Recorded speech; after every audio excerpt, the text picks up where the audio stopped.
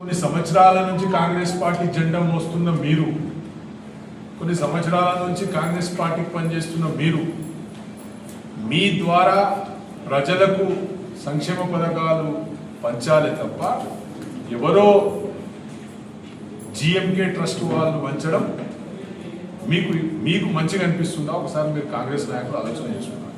మీకు చీమెనెత్తులు ఉంటే, ఒకవేళ మీరు రాజకీయ నాయకులు అయితే మీరు దీన్ని ఖండియాలే, లేకుంటే కాంగ్రెస్ పార్టీకి రాజీనామా చేసి ఇంట్లో తడిబట్టేసుకొని కూర్చున్నారని చెప్పేసి కూడా ఈ సందర్భంగా తెలియజేస్తుంది. మరి కేసీఆర్ గారు గతంలో 10 సంవత్సరాల అధికారంలో ఉన్నప్పుడు 861 డబుల్ బెడ్రూమ్లు తాండూరులో నిర్మించడం జరిగింది. మరి ఆ రోజు దాదాపు ఒక తాండూరు పట్టణం నుంచే 9,000 అప్లికేషన్లు వచ్చింది.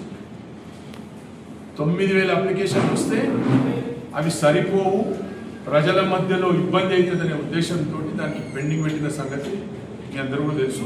మరి హైదరాబాద్లో కానీ తెలంగాణ రాష్ట్రంలో కానీ ఎక్కడైనా కానీ కూడా 2-3 లక్షల డబల్ బెడ్రూమ్ కట్టి అక్కడ పనిచేయడం కూడా జరిగింది. ఇక్కడ ఇబ్బందికరంగా ఉంటుందని దానికి పెండింగ్ పెట్టడం జరిగింది. ఇంకా కొన్ని ఒక ప్రైవేట్ వ్యక్తితోటి ఏ విధంగా లక్కీ డబ్ తీపిస్తాడని చెప్పేసి ఈ సందర్భంగా ఆ మనోహర్ రెడ్డి గారికి అడగడం జరుగుతుంది. మాకు ఒక డౌట్ ఉన్నది, ఈ 200 ఇండ్లు మనోహర్ రెడ్డి అమ్ముకున్నాడా? జిఎంకే ట్రస్ట్కు ఈ 200 ఇండ్లు అమ్ముకున్నాడా అనేది ఒక డౌట్ ఉన్నది. ఇంకా ఖచ్చితంగా చూసిన కోసం నిలదీస్తాం. మరి ఈరోజు మరి అంతమంది కౌన్సిలర్లు, వైస్ చైర్మన్ ప్రజలతో ఎన్నుకోబడ్డ కౌన్సిలర్లు, వైస్ చైర్మన్ కనీసం మీకన్నా లేకుంటే రాజకీయ అవగాహన లేదా? ఎవడో ఇల్లు వంచుతున్నాడు, ఎవని ఇల్లు ఎవడో వస్తుడు, మీరు పోయి సపోర్ట్ కొట్టుడు అనేది నాకు అర్థమవుతుంది. అత్త సొమ్ముడు అల్లుడు దానం అంటుంది. మేము తెలంగాణ నిర్మించిన ఇల్లు దళిద్రానికి మీరు అవి జూట మాటలు చెప్పి 6 గ్యారెంటీలు 420 హామీలు చెప్పి అధికారంలోకి వచ్చిన పాపానికి ఈరోజు ఇంతగానం దౌర్జన్యం మా తాండూరులో. మరి కలెక్టర్ ఏం చేస్తుండు, తాండూరులో ఉన్న ఆర్డీఓ గారు ఏం చేస్తుండ్రు, మన మున్సిపల్ కమిషనర్ ఏం చేస్తుండ్రు, ఎవడు ఫైనల్ చేసిన ఇళ్ళని ఈరోజు జిఎంకే ట్రస్ట్ వాళ్ళు పంచడం జరిగింది. గవర్నమెంట్కి ఈ ఎమ్మెల్యే ఈ యొక్క ఇండ్ల పంపిణీ కార్యక్రమంలో ఎంత లాలుచి పడ్డాడో బయటికి తేలాలి. ఎందుకంటే ఒక నెల కింద మా కౌన్సిలర్స్ అందరూ పోయి కూడా వికారాబాద్లో కంప్లైంట్ ఇచ్చిరు. ఒక్కొక్క ఇల్లు 2 లక్షల రూపాయలకు కాంగ్రెస్ పార్టీ చైర్మన్ కానీ, కాంగ్రెస్ నాయకులు కానీ, కాంగ్రెస్ ఎమ్మెల్యే కానీ అమ్ముకుంటున్నాడని ఒక నెల కిందనే చెప్పారు మా కౌన్సిలర్. చెప్పినాక ప్రతి మీటింగ్లో వచ్చి ఇదే ఎమ్మెల్యే మాట్లాడుకుంటూ చెప్పిండు, మేము ఎవరితో డబ్బులు తీసుకోం, కరెక్ట్ ఉన్నోళ్ళకే ఇస్తాం, బీదోళ్ళకే ఇస్తాం. అంటే ఈ బీదోళ్ళకి ఇచ్చే దాంట్లో నీ పాత్ర ఉండాలి ఎమ్మెల్యే గారు, నీ కౌన్సిలర్ల పాత్ర ఉండాలి, నీ చైర్మన్ పాత్ర ఉండాలి అంతే తప్ప కానీ ఈ జిఎంకే ట్రస్ట్ వాడు ఎవడు? ఈ జిఎంకే ట్రస్ట్ కు నీకు ఏం సంబంధం? ఈ జిఎంకే ట్రస్ట్ తోటి ఏం లాలుచిపడ్డావు నువ్వు సమాధానం చెప్పాలి. ఎమ్మెల్యే గారు, తాండూరు ఎమ్మెల్యే గారు, మీరు సమాధానం చెప్పే వరకు మీకు వద్దే పరిస్థితి ఉండదు. మీరు ట్రాన్స్పరెంట్ గా మేమేమంటున్నాం, తాండూరులో 9,000 అప్లికేషన్లు వచ్చినాయి. దాంట్లో హిందువుల, ముస్లింల, క్రిస్టియన్ల, ఇంకో కులాల అని మేము అడుగుతలేము.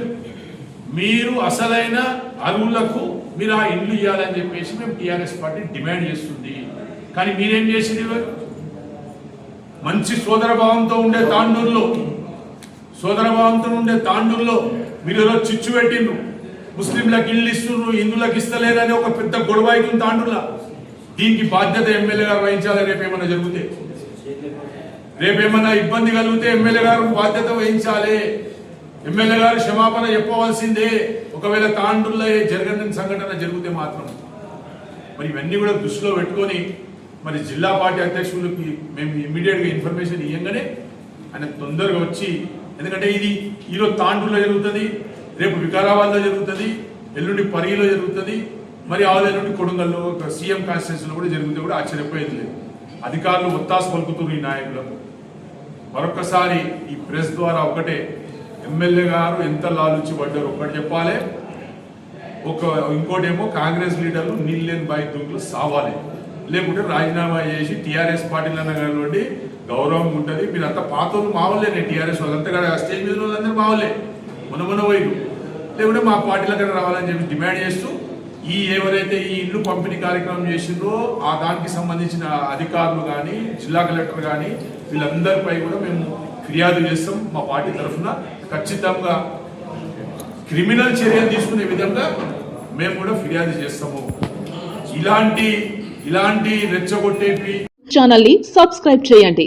అలాగే ఇక్కడ ఉండే ఈ గంట సింబల్ ని క్లిక్ చేయండి. మేము అప్డేట్ చేసే ప్రతి వీడియో నోటిఫికేషన్స్ మీకు వచ్చేస్తాయి.